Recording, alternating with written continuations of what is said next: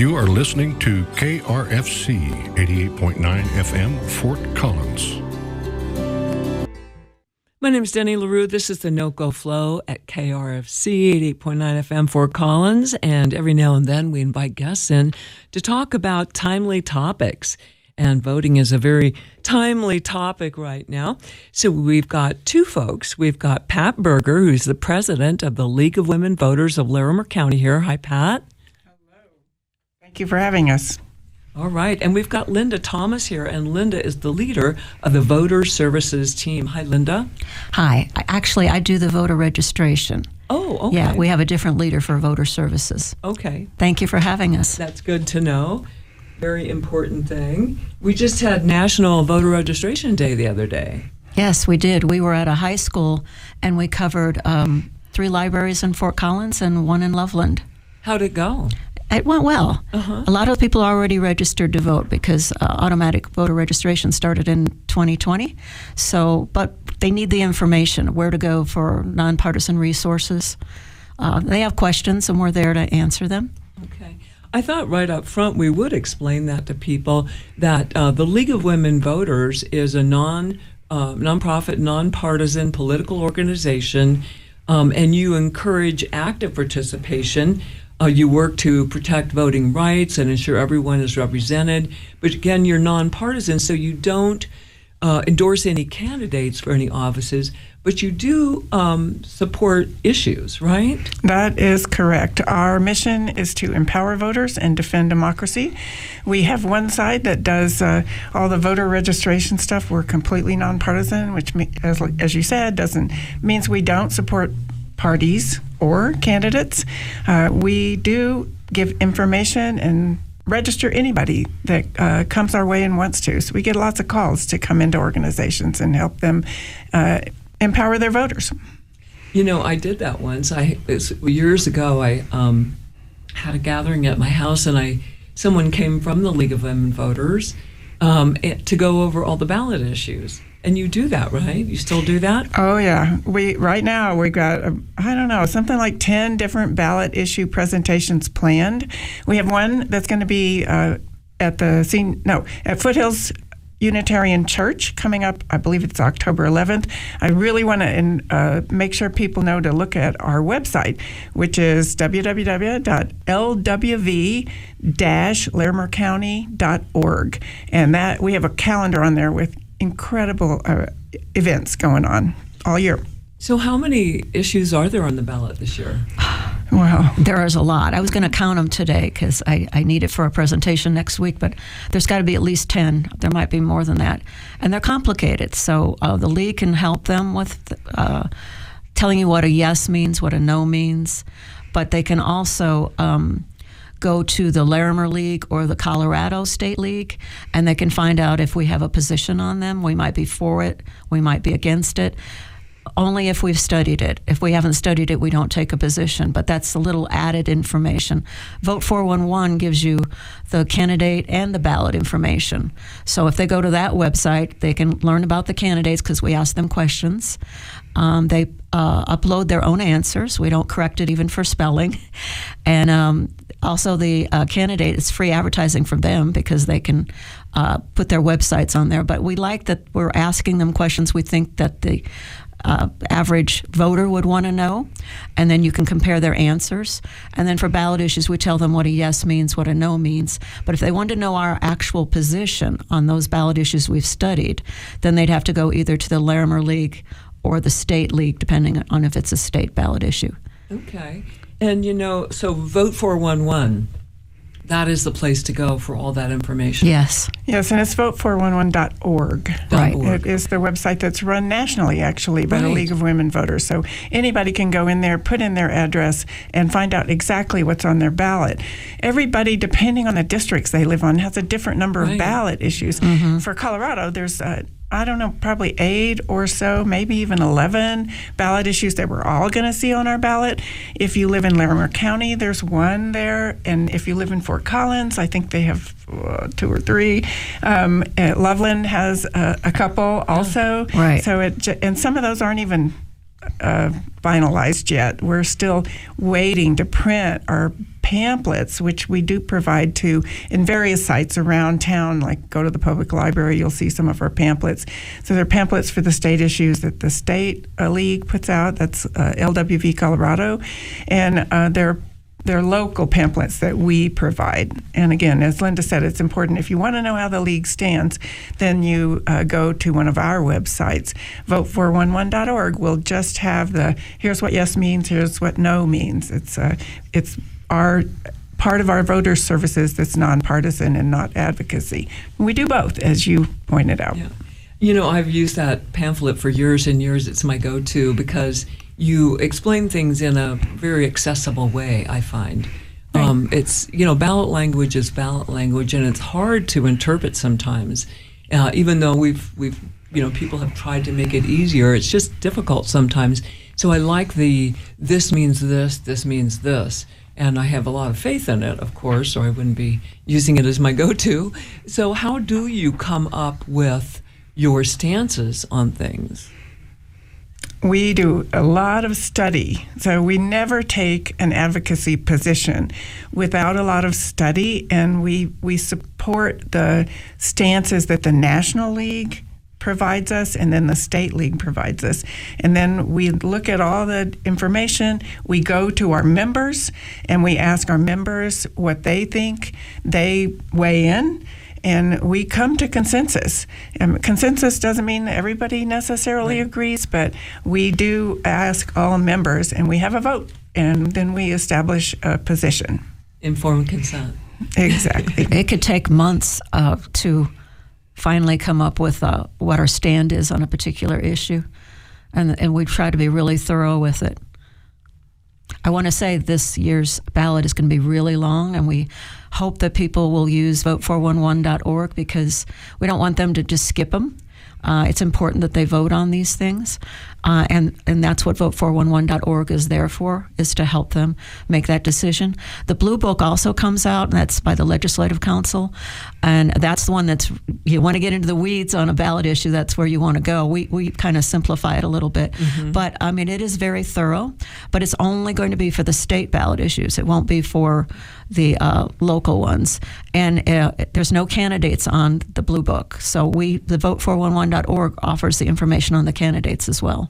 Okay, and so how big is the issues that are pertinent to Larimer County would be issues that you would cover because they're local for you. So how big, how many members does the league have, and what's your geographical reach? That's a great question. There are 2 leagues in Larimer County.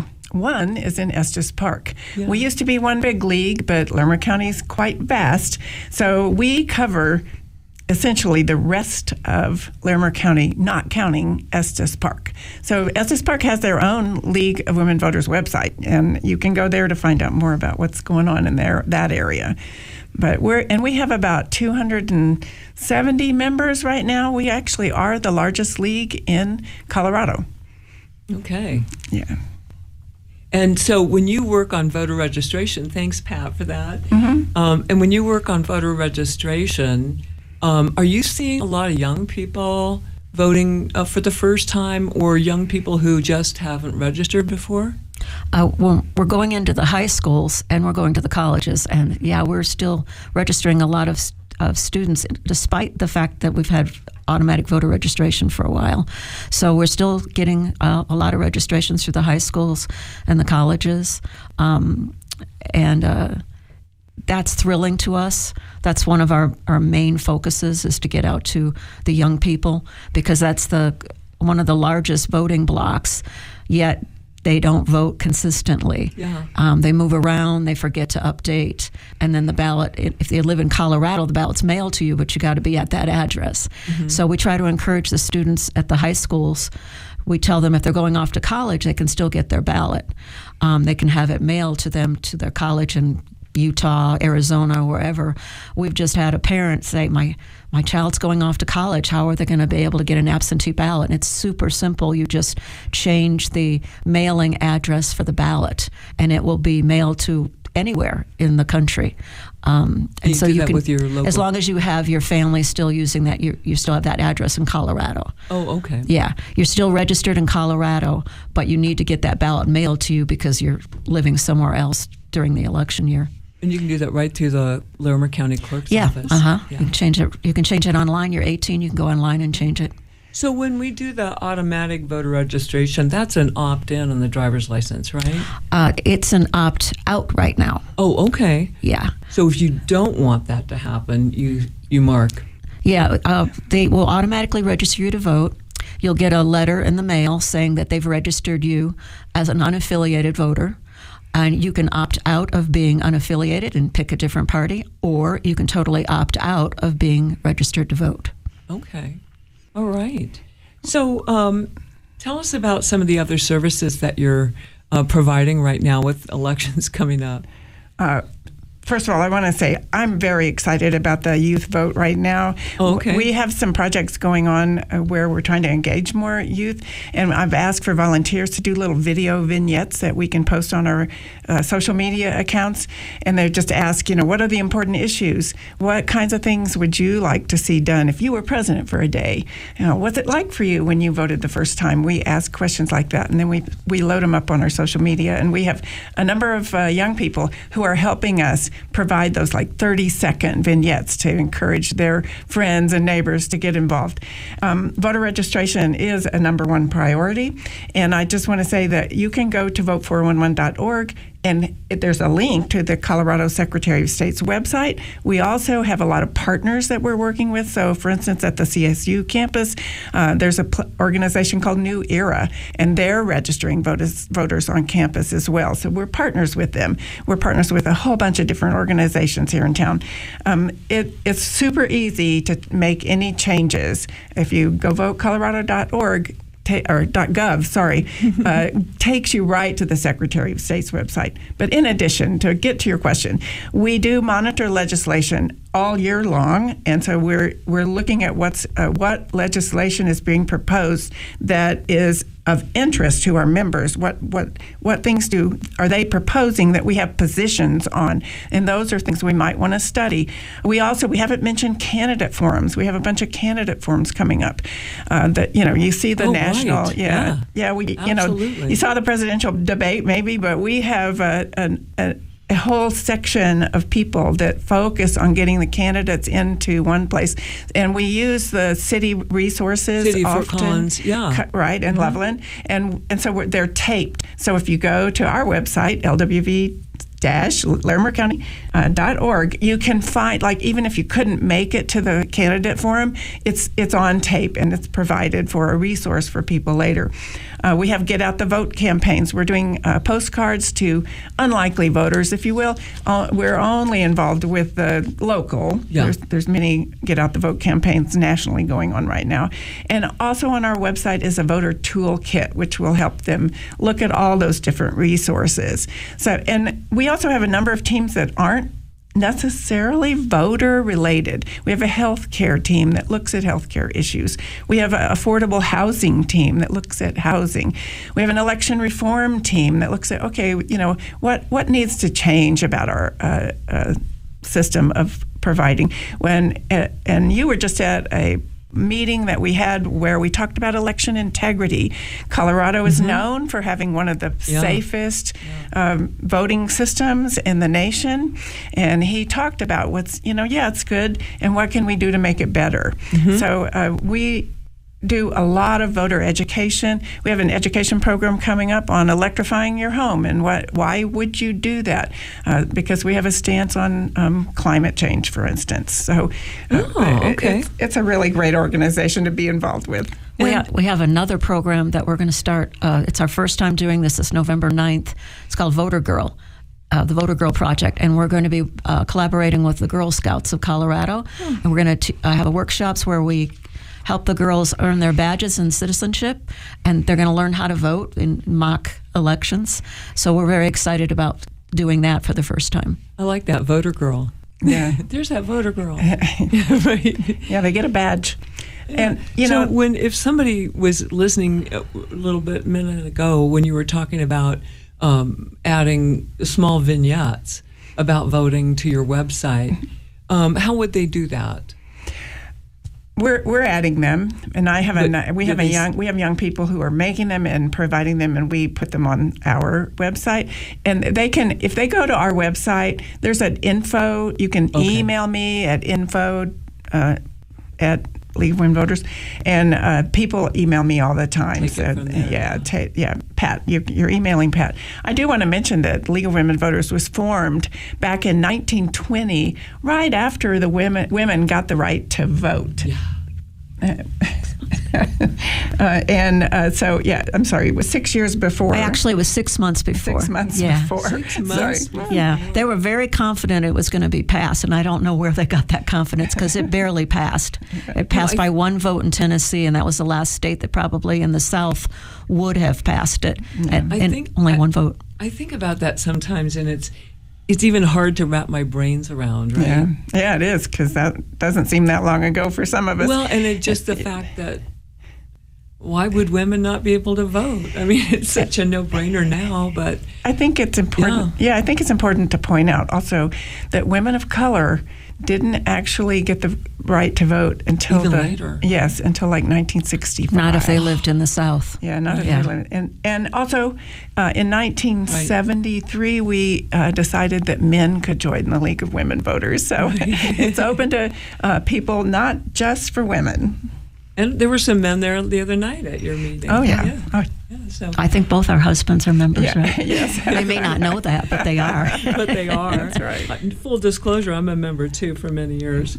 We're talking with Pat Berger, who is the president of the League of Women Voters of Larimer County. And we're also talking with Linda Thomas, and she runs the voter registration. Mm-hmm. That's your area of expertise. Is there anything you'd like to add today that we haven't included? What if someone wants to get someone to come to their meeting or something to go over ballot issues? Is that possible still, or is... They reach out probably to Pat because she's got her email on there. Okay. And then she forwards it to the right department, whether it's to me because it's a voter registration drive that they want, or they want a ballot issue presentation, they'll send it to another person. They'll go through Pat first, though. Are you still scheduling those, Pat? Yes, we're doing our best. Okay. We've got I think 16 different ones. And if we don't have time to schedule that particular organization, we'll do our best to. They can always look at the video of one that's happened. Oh, right. By going to our website. But all emails that go to info at Larimer, LWV-Larimer County, come to me. And then I, like Linda said, I'll send it out to somebody who's handling that. Okay. I just wanted to say I hear from a lot of people that don't want to vote anymore because they say their vote doesn't count. It's like you can't have that attitude. No. Local elections are so important. It's not just about presidential elections. Ballot issues are important. You're directly voting for those things. There's no in between. It's like giving up when you say my vote doesn't count. You need to vote, and there's many reasons to do so. And if you just look at the difference in some of the votes in past recent years that were so close that somebody won by 200 votes or 500 votes or each vote counts. Yeah, Loveland had an election where one person won by one vote, or the other person lost by one vote, however you want to look at it. Yeah, so it did. And so you'd never know. If you don't vote, you are losing that opportunity to have your voice heard. Yeah. Okay. Thanks so much for coming in today. Anything you want to add before we... Thanks for having us. It's been really great, Denny. Yes. Thank you so much. Thank you. Absolutely. The League of Women Voters of Larimer County, and we thank them for all their work in helping people get registered and get voting. It's 9:20 on a Friday morning. You're listening to KRFC 88.9 FM, Fort Collins.